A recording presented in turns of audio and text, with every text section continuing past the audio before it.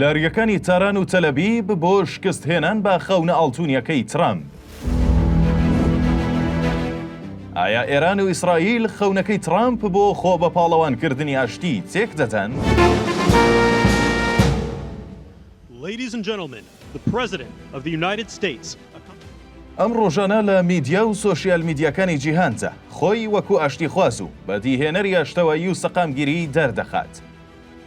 لە هەر لایەکەوە کامێرایەک ببینێت یەکسەر باس لە ڕاگررتنی شەڕ و جەنگەکان دەکات و پێی وایە ئەگەر هەوڵەکانی لەم پێناوەدا زیاتر بکاتەوە دەتوانێت بە خەونی گەورەی خۆی بگات وەک سەرۆکێکی ئاشتیخواز و ببێتە پاڵەوانی ئاشتی وڵاتەکەی و تەنانەت جیهانیش. دۆناڵد ترامپ ئەو بازرگانە شارەزایەی کە ئێستا دەیەوێت ببێتە پاڵەوانی ئاشتی جیهان و وڵاتانی دنیا لە شەڕدا بماڵێت لە ماڕاستەیەدا ڕوبەڕووی چەندین کێشە و هەڕێشەی قورس بووتەوە کە ئەمجارە و لەم راپۆرتەدا تیشکی زیاتر دەخەینە سەر بربەستەکانی ڕێگەی بە پاڵەوانبوونی دۆناڵد ترامپ وەکو سەرۆکێکی ئاشتیخواز. هەر لە سەرەتای هاتنە سەرکاریەوە ترامپ چەندین دروشمی گەورەی بەرز کردەوە کە یەکێک لە دروشمەکانی ڕاگررتنی شەڕ و کێشەکان بوو لە سەرانسەری دنیادا. دۆناڵد ترامپ تاوەکو ئەم ساتە وەختەش وەکو سەرۆکی ئەمریکا بەردەوامە لە هەوڵەکانی بۆ بەدیهێنانی ئاشتی و سەقامگیری جیهانی. هەر لە شەڕی رووسیا و ئۆکرانیەوە بگرە تاوەکو پێکدادانەکانی ئیسرائیل لەگەڵ حەماس و حیزبوڵڵا و لەولاشەوە ئاژاوەنانەوەکانی کۆماری ئیسلامی لە ناوچەکەدا و دۆسیەی ئەتۆمیە و ڕژێمە کە وەکو مەترسیەکی گەورە سەیر دەکرێت. ترامپ هەر لە هەوڵدایە بەستێنێکی گونجاو بۆ چارەسەری کێشەکان بدۆزێتەوە. جیاوازن لەوەی کە ئاشتیخوازبوونی هەر سەرۆک و دەسەڵاتدارێک دەتوانێت سیمایەکی جیاوازی جیهانی بەو کەسە ببەخشێت، بەڵام هەوڵەکانی ترامپ بۆ ئاشتی و ئارامی جیهانی لەبەر چاوی ڕەشی وڵاتان و هاوپەیمانەکانی نییە، بەڵکو بە پلەی یەکەم لە پێناو بەرژەوەندی ئابووری وڵاتەکەیدایە و بە پلەی دووەمیش بە وتەی خۆی لە پێناو دروستکردنی مێژوویەکی ئاڵتوونیە تاوەکو لە داهاتوودا وەکو سەرۆکێکی ئاشتیخواز یادی بکرێتەوە. ئێستا و لێرەدا پرسیاری سەرەکی ئەوەیە کە ئایا ڕێگای بەدیهێنانی ئاشتی و ئارامی وەکو ناوەکەی سانا و ساکارە؟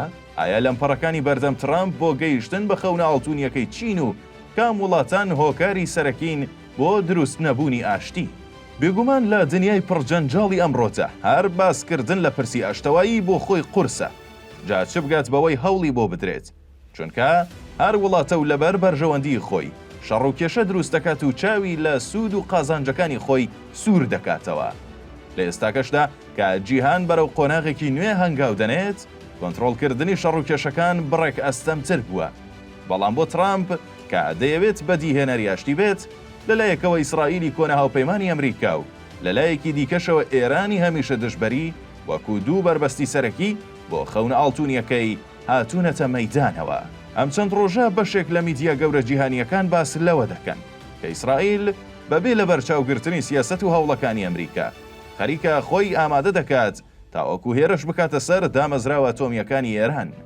ئەمەش لە کاتێکدایە کە ئەمریکا و ئێران لە گفتوگۆ و دانوستاندان بۆ گەیشتن بە ڕێککەوتنێک و دەیانەوێت چارەنووسی پرسی ئەتۆمی ئێران یەکلایی بکەنەوە.